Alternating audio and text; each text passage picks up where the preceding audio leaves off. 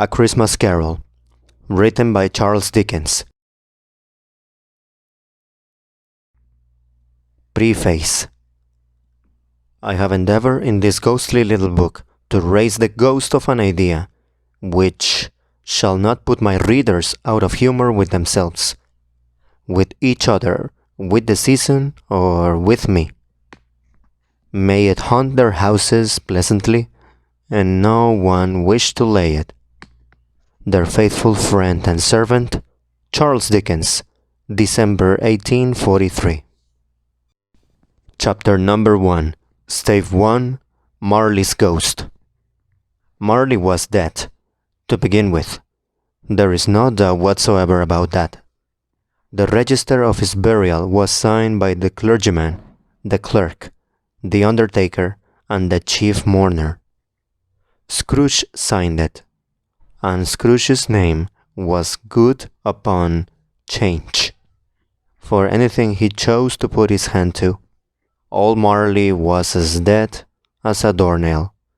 Oh, mine.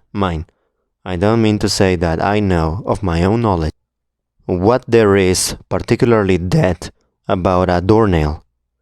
I might have been inclined myself to regard a coffin nail as the deadest piece of ironmongery in the trade, but the wisdom of our ancestors isn't the simile, and my unhallowed hands shall not disturb it, or the country is done for. You will therefore permit me to repeat emphatically that Marley was as dead as a doornail. Scrooge knew he was dead? Of course he did. How could it be otherwise? Scrooge and he were partners for I don't know how many years. Scrooge was his sole executor, his sole administrator, his sole assign, his sole residuary legatee, his sole friend, and sole mourner.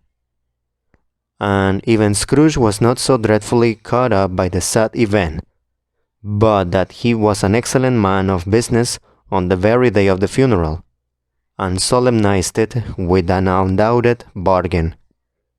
The mention of Marley's funeral brings me back to the point I started from. There is no doubt that Marley was dead. This must be distinctly understood, or nothing wonderful can come out of the story I'm going to relate. If we were not perfectly convinced that Hamlet's father died before the play began, there would be nothing more remarkable in his taking a stroll at night, in an easterly wind, upon his own ramparts, than there would be in any other middle-aged gentleman rashly turning out after dark in a breezy spot. Say St. Paul churchyard, for instance, literally to astonish his son's weak mind. Scrooge never painted out old Marley's name. There it stood, years afterwards, above the warehouse door. Scrooge and Marley. The firm was known as Scrooge and Marley. Sometimes people new to the business called Scrooge Scrooge, and sometimes Marley, but he answered to both names. It was all the same to him. Oh, but he was a tight-fisted hand at the grindstone. Scrooge. A squeezing, wrenching, grasping, scraping, clutching, covetous old sinner, hard and sharp as flint, from which no steel had ever struck out generous fire, secret and self-contained, and solitary as an oyster. The cold within him froze his whole features, nipped his pointed nose, shriveled his cheek, stiffened his gait, made his eyes red, his thin lips blue, and spoke out shrewdly in his grating voice. A frosty rime was on his head and on his eyebrows, and his wiry chin. He carried his own low temperature always about with him. He iced his office in the dog days, and didn't thaw it 1 degree at Christmas. External heat and cold had little influence on Scrooge. No warmth could warm, nor wintry weather chill him. No wind that blew was bitterer than he. No falling snow was more intent upon its purpose. No pelting rain, less open to entreaty. Foul weather didn't know where to have him. The heaviest rain and snow, and hail and sleet could boast of the advantage over him in only one respect. They often came down handsomely, and Scrooge never did. Nobody ever stopped him on the street to say with gladsome looks, "Oh, my dear Scrooge, how are you? When will you come to see me?" No beggars implored him to bestow a trifle. No children asked him what it was o'clock. No man or woman ever once in all his life inquired the way to such and such a place of Scrooge. Even the blind man's dogs appeared to know him, and when they saw him coming on, would tuck their owners into doorways and upwards, and then would wag their tails as though they say, "No eye at all is better than an evil eye, dark master." But what did Scrooge care? It was the very thing he liked. To edge his way along the crowded paths of life, warning all human sympathy to keep its distance, was what the knowing ones call nuts to Scrooge. Once upon a time, of all the good days in the year, on Christmas Eve, old Scrooge sat busy in his counting house. It was cold, bleak, biting weather, foggy withal, and he could hear the people in the court outside go whizzing up and down, beating their hands upon their breasts, and stamping their feet upon the pavement stones to warm them. The city clocks had just gone 3, but it was quite dark already. It had not been light all day, and the candles were flaring in the windows of the neighboring offices, like ruddy smears upon the palpable brown air. The fog came pouring in at every chink and keyhole, and was so dense without that, although the court was of the narrowest, the houses opposite were mere phantoms. To see the dingy cloud come drooping down, obscuring everything, one might have thought that nature lived hard by, and was brewing on a large scale. The door of Scrooge's counting house was open, that he might keep his eye upon his clerk, who in a dismal little cell beyond, a sort of tank, was copying letters. Scrooge had a very small fire, but the clerk's fire was so very much smaller that it looked like one coal. But he couldn't replenish it, for Scrooge kept the coal box in his own room, and so surely as the clerk came in with the shovel, the master predicted that it would be necessary for them to part. Wherefore the clerk put on his white comforter and tried to warm himself at the candle, in which effort, not being a man of strong imagination, he failed. "Oh, Merry Christmas, Uncle! God save you!" cried a cheerful voice. It was the voice of Scrooge's nephew, who came upon him so quickly that this was the first intimation he had of his approach. "Bah! Humbug! Humbug!" said Scrooge. He had so heated himself with rapid walking in the fog and frost, this nephew of Scrooge, that he was all in a glow. His face was ruddy, and handsome. His eyes sparkled, and his breath smoked again. "Huh, Christmas a humbug, Uncle? Ah, you don't mean that, I'm sure," said Scrooge's nephew. "I do. Merry Christmas. What right have you to be merry? What reason have you to be merry? You're poor enough," said Scrooge. "Oh, come then," returned the nephew gaily. Ah, uncle, come on. What right have you to be this small? What reason have you to be morose? You're rich enough. Scrooge, having no answer ready, on the spur of the moment, just replied and said, "Bah, bah," again, and followed it up with, "Humbug." "Ah, don't be cross, uncle," said the nephew. "What else can I be?" returned the uncle, "when I live in such a world of fools as this? Merry Christmas! Out upon Merry Christmas! What's Christmas time to you but a time to pay bills without money? A time for finding yourself a year older and not an hour richer? A time for balancing your books and having every item in them through around a dozen of months presented dead against you? If I could work my will," said Scrooge indignantly, "every idiot who goes about with their Merry Christmas on his lips should be boiled with his own pudding and buried with a stake of holly through his heart. He should." "Ah, uncle," pleaded the nephew. "Nephew," returned the uncle sternly, "keep your Christmas in your way, and let me keep it in mine." "Keep it?" repeated Scrooge's nephew. "But you don't keep it." Leave it alone then," said Scrooge. "Much good may it do you. Much good has it ever done you?"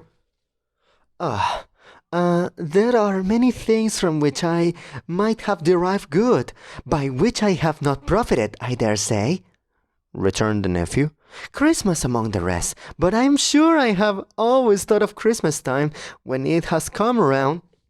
Apart from the veneration due to its sacred name and origin, if anything belonging to it can be apart from that, as a good time, a kind, forgiving, charitable, pleasant time, the only time I know of, in the long calendar of the year, when men and women seem by one consent to open their shut-up hearts freely, and to think of people below them as if they really were fellow passengers to the grave, and not another race of creatures bound on other journeys. And therefore, uncle, though it has never put a scrap of gold or silver in my pocket, I believe that it has done me good, and will do me good. And I say, God bless it. God bless it!" The clerk in the town involuntarily applauded, becoming immediately sensible of the impropriety.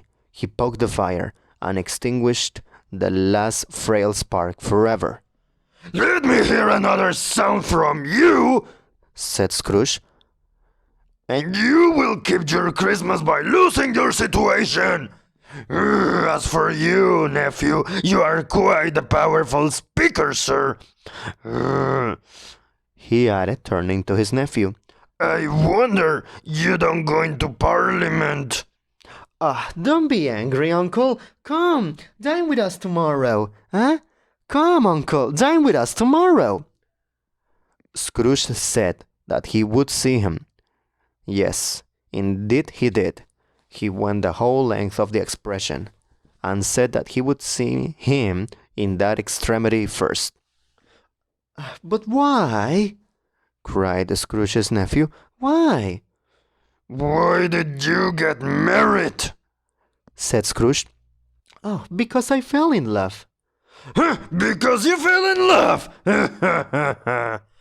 growled Scrooge, as if that were the only one thing in the world more ridiculous than a Merry Christmas. "Good afternoon." Nay, uncle, but you never came to see me before that happened. Why give it a reason for not coming now?" "Good afternoon," said Scrooge. "I want nothing from you. I ask nothing of you. Why cannot we be friends?" "Good afternoon," said Scrooge. I'm sorry with all my heart to find you so resolute. We have never had any quarrel to which I have been a party. But I have made a trial in homage to Christmas, and I'll keep my Christmas humor to the last. So, a Merry Christmas, Uncle. Good afternoon, said Scrooge, and a Happy New Year. Good afternoon. His nephew left the room without an angry word, notwithstanding. He stopped at the outer door to bestow the greetings of the season on the clerk, who, cold as he was warmer than Scrooge, for he returned them cordially. There's another fellow, muttered Scrooge, who overheard him. My clerk, with 50 shillings a week, and a wife and a kid, talking about a Merry Christmas. I'll retire to Bedlam. This lunatic, in letting Scrooge's nephew out, had let 2 other people in. They were portly gentlemen, pleasant to behold, and now stood with their hats off in Scrooge's office. They had books and papers in their hands, and bowed to him. "Oh, Scrooge and Marley, I believe," said one of the gentlemen, referring to his list. "Have I the pleasure of addressing Mr. Scrooge or Mr. Marley?" Mr. Marley has been dead these 7 years," Scrooge replied. "He died 7 years ago, this very night." "Oh, we have no doubt his liberality is well represented by his surviving partner," said the gentleman, presenting his credentials. It certainly was, for they had been 2 kindred spirits. At the ominous word, liberality, Scrooge frowned and shook his head, and handed the credentials back. "Well, at this festive season of the year, Mr. Scrooge," said the gentleman, taking up a pen, "it is more than usually desirable that we should make some slight provision for the poor and destitute, who suffer greatly at the present time. Many thousands are in want of common necessaries. Hundreds of thousands are in want of common comfort, sir." Are there no prisons?" asked Scrooge. Plenty of prisons," said the gentleman, laying down the pen again. "And the union workhouses?" demanded Scrooge. "Are they still in operation?" They are still," returned the gentleman. "I wish, sir, I could say they were not." "The treadmill and the poor law are in full vigor, then?" said Scrooge. Both very busy, sir." "Oh, I was afraid, from what you said at first, that something had occurred to stop them in their useful course," said Scrooge. "I'm very glad to hear it." Under the impression that they scarcely furnish Christian cheer of mind or body to the multitude," returned the gentleman, "a few of us are endeavoring to raise a fund to buy the poor some meat and drink, and means of warmth. We choose this time because it is a time of all others when want is keenly felt, and abundance rejoices. What shall I put you down?" "Nothing," Scrooge replied. You wish to be anonymous?" "I wish to be left alone," said Scrooge. "Since you ask me what I wish, gentlemen, that is my answer. I don't make merry myself at Christmas, and I can't afford to make idle people merry. I help to support the establishments I have mentioned. They cost enough, and those who are badly off must go there." But, sir, many can't go there, and many would rather die." "If they would rather die," said Scrooge, "they had better do it and decrease the surplus population. Besides, excuse me, I don't know that." But you might know it. You might know it, sir," observed the gentleman. "It's not my business," Scrooge returned. It is enough for a man to understand his own business and not interfere with other people's. Mine occupies me constantly. Good afternoon, gentlemen. Seeing clearly that it would be useless to pursue their point, the gentlemen withdrew. Scrooge resumed his labors with an improved opinion of himself, and in a more facetious temper than was usual with him. Meanwhile, the fog and darkness thickened so that people ran about with flaring lamps, proffering their services to go before horses in carriages, and conduct them on their way. The ancient tower of a church, whose gruff old bell was always peeping slightly down at Scrooge out of a Gothic window in the wall, became invisible, and struck the hours and quarters in the clouds, with tremulous vibration afterwards, as if its teeth were shattering in its frozen head up there. The cold became intense. In the main street, at the corner of the court, some laborers were repairing the gas pipes, and had lighted a great fire in a brazier, round which a party of ragged men and boys were gathered, warming their hands and winking their eyes before the blaze in rapture. The water plug being left in solitude, its overflowings sullenly congealed and turned to a misanthropic ice. The brightness of the shops, where holly, sprigs, and berries crackled in the lamp heat of the windows, made pale faces ruddy as they passed. Poulterers' and grocers' trades became a splendid joke, a glorious pageant, with which it was next to impossible to believe that such dull principles as bargain and sale had anything to do. The Lord Mayor, in the stronghold of the mighty mansion house, gave orders to his 50 cooks and butlers to keep Christmas as a Lord Mayor's household should, and even the little tailor, whom he had fined 5 shillings on the previous Monday for being drunk and bloodthirsty in the street, stirred up to tomorrow's pudding in his garret, while his lean wife and the baby sallied out to buy the beef. Foggier yet and colder! Piercing, searching, biting cold. If the good Saint Dunstan had but nipped the evil spirit's nose with a touch of such weather as that, instead of using his familiar weapons, then, indeed, he would have roared to lusty purpose.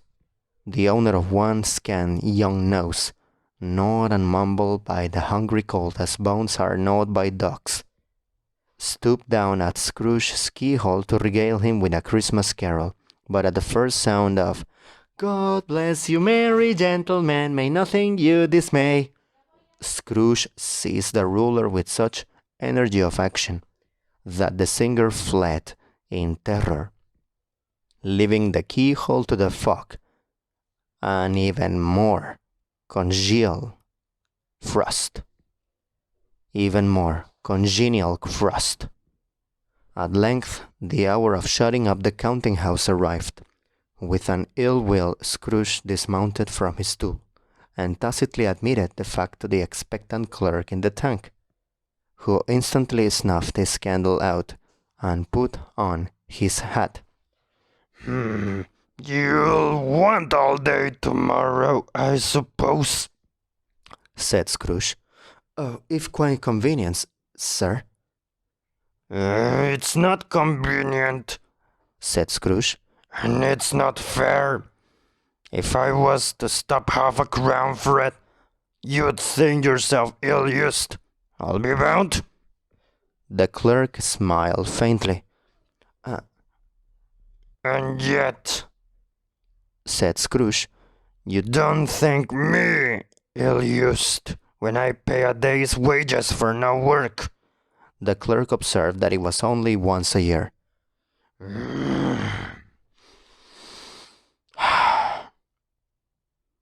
A poor excuse for picking a man's pocket every 25th of December, said Scrooge, buttoning his great coat to the chin.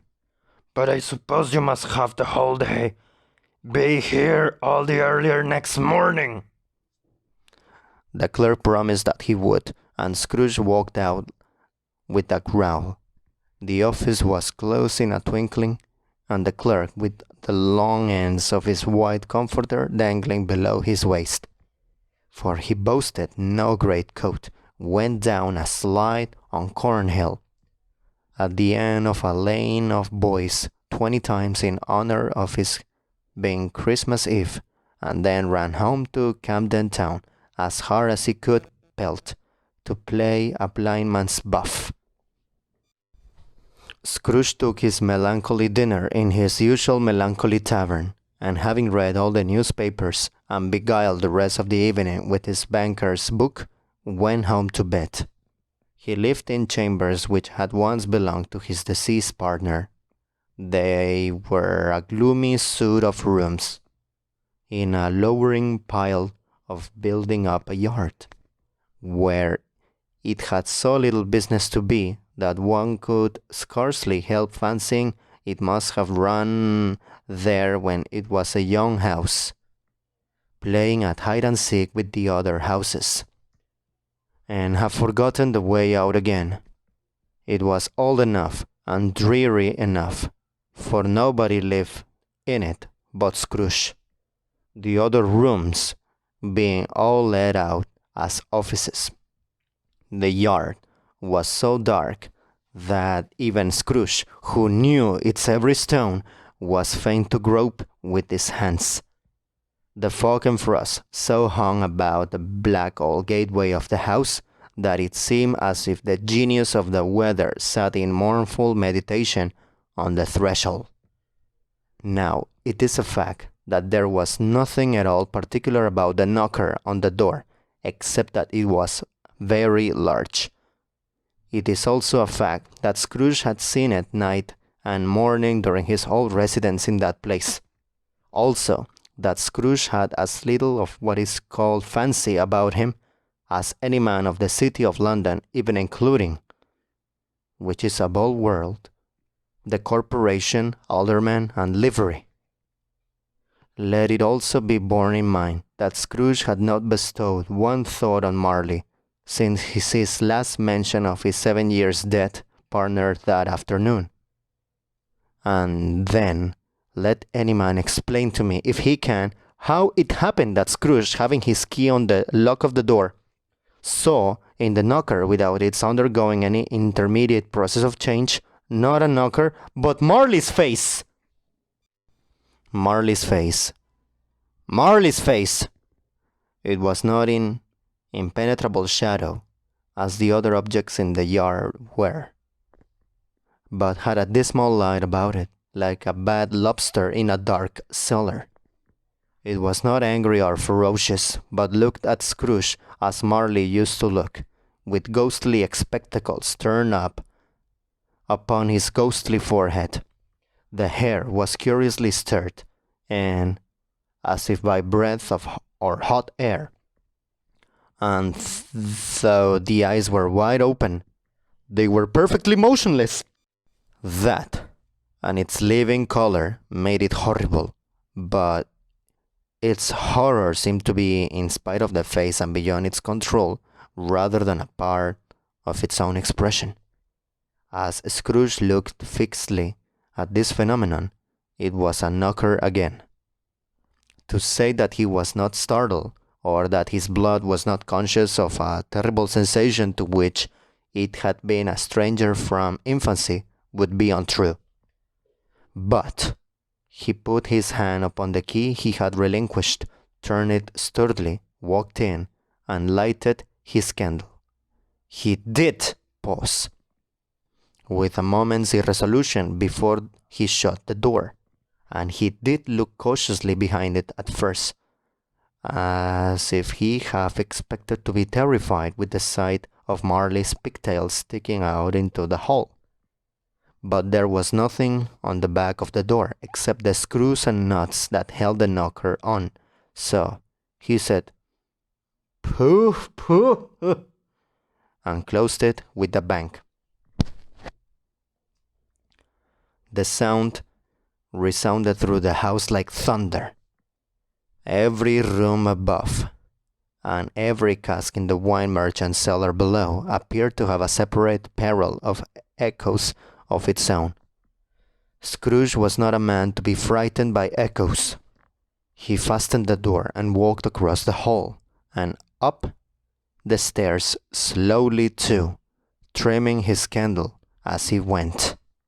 You may talk vaguely about driving a coach and six up a good old flight of stairs, or through a bad young Act of Parliament. But I mean to say you might have got a hearse of that staircase and taken it broadwise with the splinter board towards the wall and the door towards the balustrades, and done it quite easy. There was plenty of width for that, and room to spare, which is perhaps the reason why Scrooge thought he saw a locomotive hearse going on before him in the gloom. Half a dozen gas lamps out of the street wouldn't have lighted the entry so well, so you may suppose it was pretty dark with Scrooge's dip. Up Scrooge went, not caring a button for that.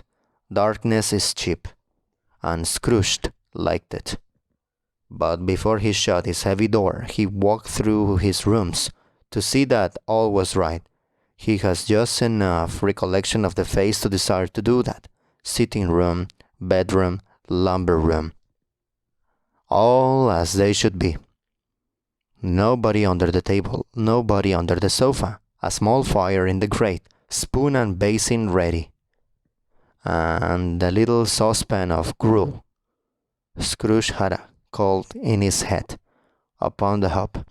Nobody under the bed, nobody in the closet, nobody in his dressing gown, which was hanging up in a suspicious attitude against the wall. Lumber room as usual, all figure guard, all shoes, 2 fish baskets, washing stand on 3 legs, and a poker. Quite satisfied, he closed his door and locked himself in, double locked himself in, which was not his costume.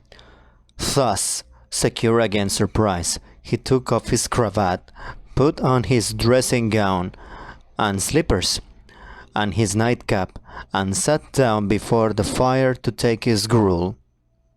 It was a very low fire indeed, nothing on such a bitter night. He was obliged to sit close to it and brood over it before he could extract the least sensation of warmth from such a handful of fuel. The fireplace was an old one, built by some Dutch merchant long ago, and paved all around with quaint Dutch tiles designed to illustrate the scriptures. There were Cains and Abels, Pharaoh's daughters, queens of Sheba, angelic messengers descending through the air on clouds like featherbeds, Abraham's, Belshazzar's, apostles putting off to sea in butter boats, hundreds of figures to attract his thoughts, and yet that face of Marley, 7 years dead, came like the ancient prophet's rod and swallowed up the whole.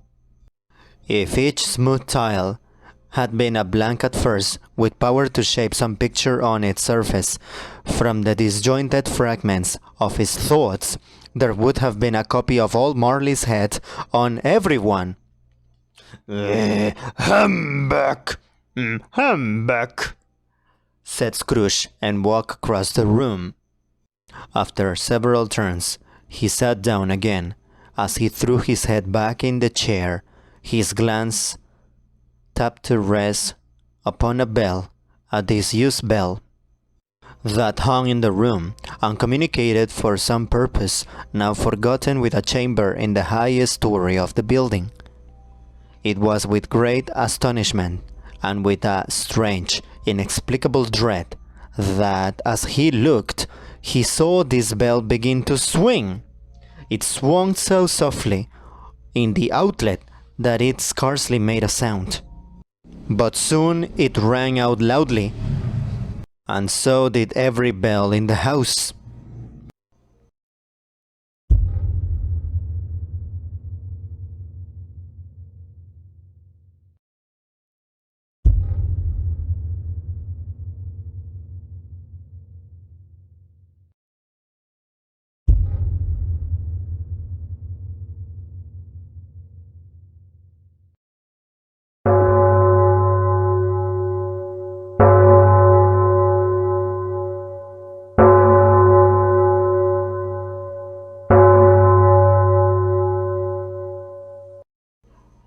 This might have lasted half a minute or a minute, but it seemed an hour. The bells ceased as they had begun together. They were succeeded by a clanking noise deep down below, as if some person were dragging a heavy chain over the casks in the wine merchant's cellar. Scrooge then remembered to have heard that ghosts in haunted houses were described as dragging chains.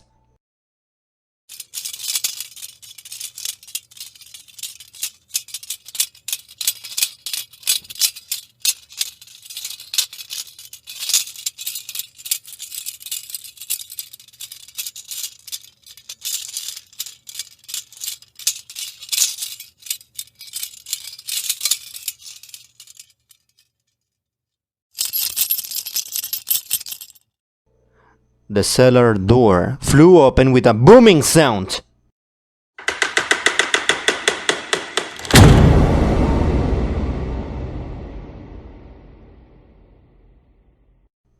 And then he heard the noise much louder on the floors below, then coming up the stairs, then coming straight towards his door. It's humbug still, said Scrooge. I won't believe it. It's humbug still, said Scrooge. I won't believe it. His color changed, though, when with a pause it came on through the heavy door and passed into the room before his eyes. Upon its coming in, the dying flame leaped up, and though it cried, "I know him, Marley's ghost!" and fell again.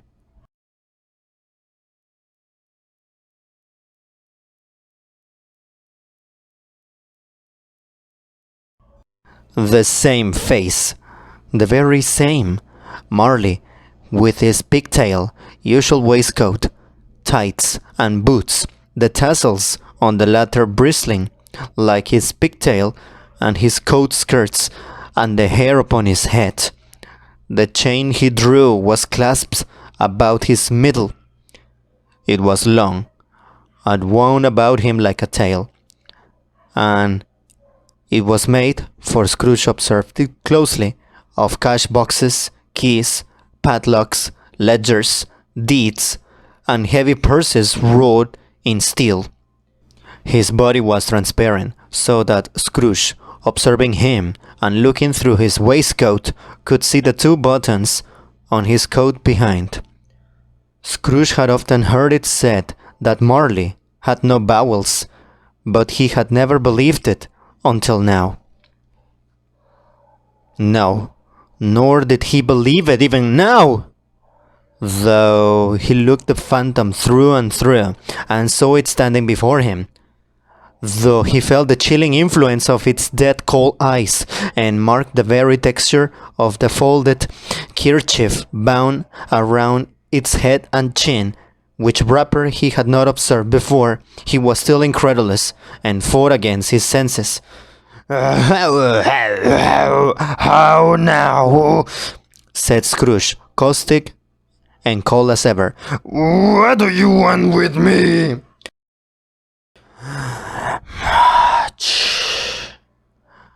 Marley's voice. No doubt about it. Much. Who are you? Ask me who I was. Who were you then? Who were you then?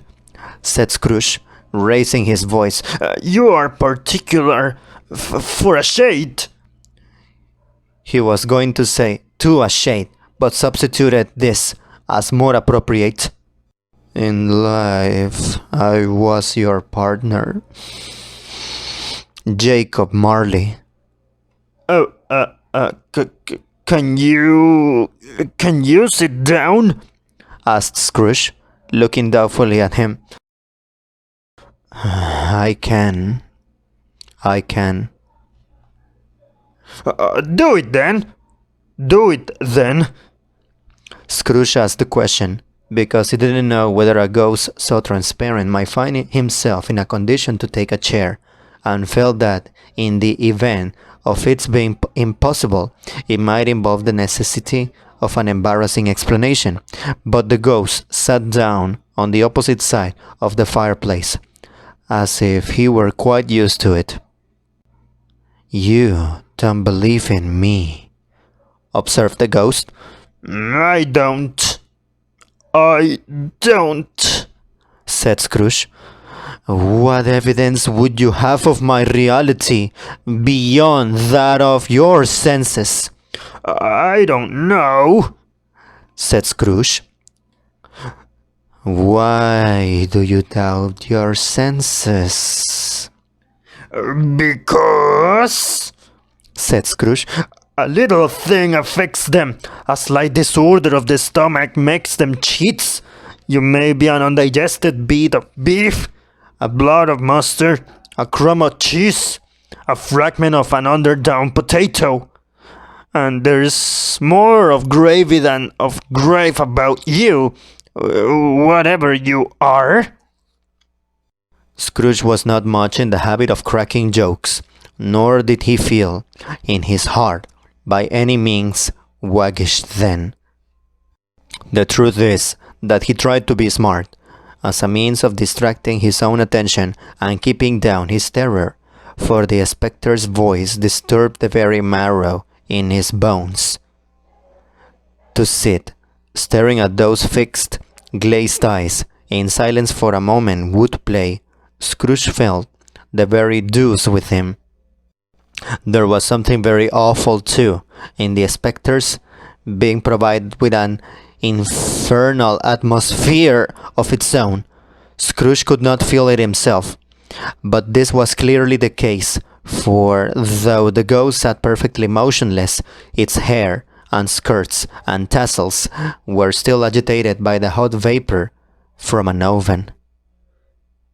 You see this toothpick? Said Scrooge, returning quickly to the charge, for the reason just assigned, and wishing, though it were for only a second, to divert the vision's stony gaze from himself. I do, replied the ghost. You are not looking at it, said Scrooge. But I see it, said the ghost, notwithstanding. Well, returned Scrooge, I have but to swallow this, and be for the rest of my days prosecuted by a legion of goblins, all of my own creation. Humbug! Humbug! I tell you, humbug! Humbug! At this, the spirit raised a frightful cry, and shook his chain with such a dismal and appalling noise that Scrooge held on tight to his chair to save himself from falling in a swoon.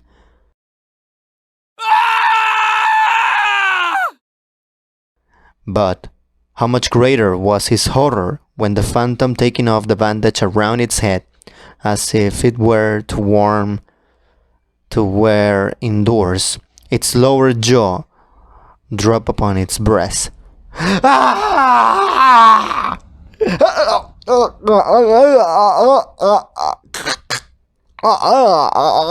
cannot talk to you, Scrooge. Scrooge fell upon his knees and clasped his hands before his face. Mercy! Mercy! He said. Dreadful apparition! Why do you trouble me? Man of the worldly mind, replied the ghost, do you believe in me or not? I do, said Scrooge. I must. But why do spirits walk the earth, and why do they come to me? It is required of every man, the ghost returned, that the spirit within him should walk abroad among his fellow men and travel far and wide. And if that spirit goes not forth in life, it is condemned to do so after death. It is doomed to wander through the world. Woe is me! Woe is me! And witness what it cannot share, but might have share on earth and turn to happiness.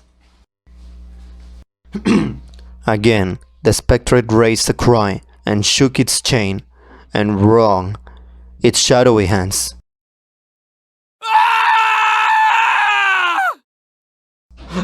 You are fettered, said Scrooge, trembling. Tell me why.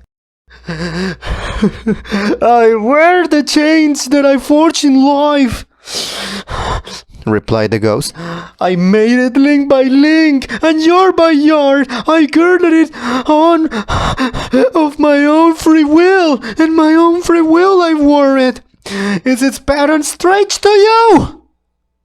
Scrooge trembled more and more. Or would you know, pursued the ghost, the weight and length of the strong coil you bear yourself? It was full as heavy and as long as this 7 Christmas Eves ago. You have labored on it since. It is a ponderous chain. Scrooge glanced about him on the floor, in the expectation of finding himself surrounded by some 60 fathoms of iron cable, but he could see nothing. Jacob, he said imploringly. Oh, Jacob Marley, tell me more. Speak comfort to me, Jacob. I have none to give, the ghost replied. It comes from other regions, Ebenezer Scrooge, and is conveyed by other ministers to other kinds of men. Nor can I tell you what I would. A very little more is all permitted to me. I cannot rest, I cannot stay, I cannot linger anywhere. My spirit never walked beyond our counting house. Mark me! In life, my spirit never roved beyond the narrow limits of our money-changing hall, and weary journeys lie before me. It was a habit with Scrooge, whenever he became thoughtful, to put his hands in his breeches pockets, pondering on what the ghost had said. He did so now, but without lifting his eyes or getting off his knees. You must have been very slow about it, Jacob, Scrooge observed, in a businesslike manner, though with humility and deference. Slow? Slow? The ghost repeated. 7 years dead, mused Scrooge. And traveling all the time? The whole time, said the ghost. No rest, no peace, incessant torture of remorse. You travel fast, said Scrooge. On the wings of the wind, said the ghost. You might have got over a great quantity of ground in 7 years, said Scrooge.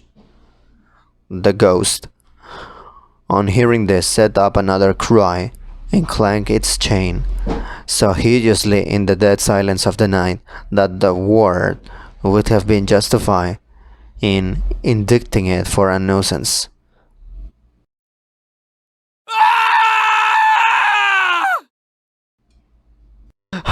Oh, captive, bound and double ironed, cried the phantom. Not to know that ages of incessant labor by immortal creatures for this earth must pass into eternity before the good of which it is susceptible is all developed. Not to know that any Christian spirit working kindly in its little sphere, whatever it may be, will find its mortal life too short for its vast means of usefulness. Not to know that no space of regret can make amends for one life's opportunities misuse. Yet such was I. Such was I. But you were always a good man of business, Jacob, faltered Scrooge, who now began to apply this to himself. Business! Business! Cried the ghost, wringing his hands again. Mankind was my business. The common welfare was my business. Charity, mercy, forbearance, and benevolence were all my business. The dealing of my trade were all but a drop of water in the comprehensive ocean of my business. It held up its chains at an arm's length, as if that were the cause of all its unavailing grief, and flung it heavily upon the ground again. At this time of the rolling year, the spectre said, I suffer most. Why did I walk through crowds of fellow beings with my eyes turned down and never raise them to that blessed start which led the wise men to a poor abode? Were there no poor homes to which its life would have conducted me?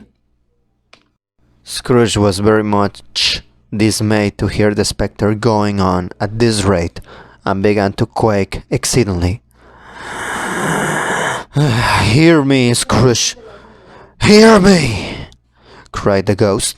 My time is nearly gone. I will, said Scrooge, but don't be hard upon me. Don't be flowery, Jacob. Pray. How it is that I appear before you in a shape that you can see, I may not tell. I have sat invisible beside you many and many a day. It was not an agreeable idea. Scrooge shivered and wiped the perspiration from his brow. There is no light part of my penance, pursued the ghost. I'm here tonight to warn you that you have yet a chance and hope of escaping my fate. A chance and a hope of my procuring, Ebenezer. You were always a good friend to me, said Scrooge. Thank ye. You will be haunted, resumed the ghost, by 3 spirits. Scrooge's countenance fell almost as low as the ghost had done. Is that the chance and hope you mentioned, Jacob? He demanded in a faltering voice. It is. I think I rather not, said Scrooge. Without their visits, said the ghost, you cannot hope to shun the path I tread. Expect the first tomorrow when the bell tolls 1. Couldn't I take him all at once and have it over, Jacob? Hinted Scrooge. Expect the second on the next night at the same hour. The third upon the next night when the last stroke of 12 has yet to vibrate. Look to see me no more, and look that, for your own sake, you remember what has happened between us. When it had said these words, the spectre took its wrapper from the table and bound it around its head, as before. Scrooge knew this by the smart sound its teeth made. When the jaws were brought together by the bandage, he ventured to raise his eyes again, and found this supernatural visitor confronting him in an erect attitude, with its chain wound over and about its arm. The apparition walked backward from him, and at every step it took, the window raised itself a little, so that when the spectre reached it, it was wide open. It beckoned Scrooge to approach, which he did. When they were within 2 paces of each other, Marley's ghost held up its hand, warning him to come no nearer. Scrooge stopped, not so much in obedience as in surprise and fear, for on the raising of the hand he became sensible of confused noises in the air, incoherent sounds of lamentation and regret, wailings inexpressibly sorrowful and self-accusatory. The spectre, after listening for a moment, joined in the mournful dirge, and floated out upon the bleak, dark night. Scrooge followed to the window, desperate in his curiosity. He looked out. The air was filled with phantoms, wandering hither and thither in restless haste, and moaning as they went.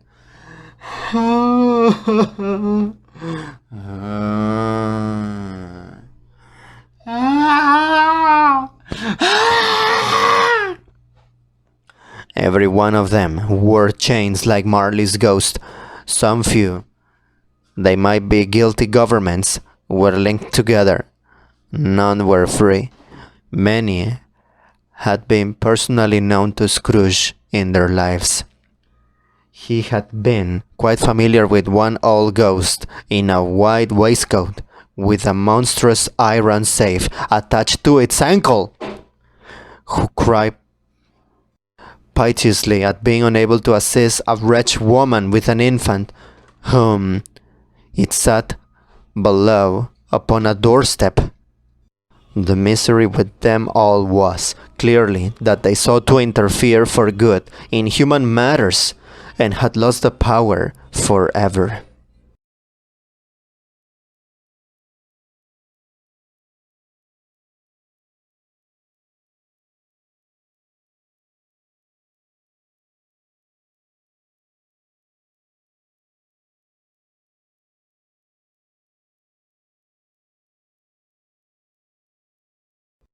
Whether these creatures faded into mist or mist enshrouded them, he could not tell, but they and their spirit voices faded together, and the light became as it had been when he walked home.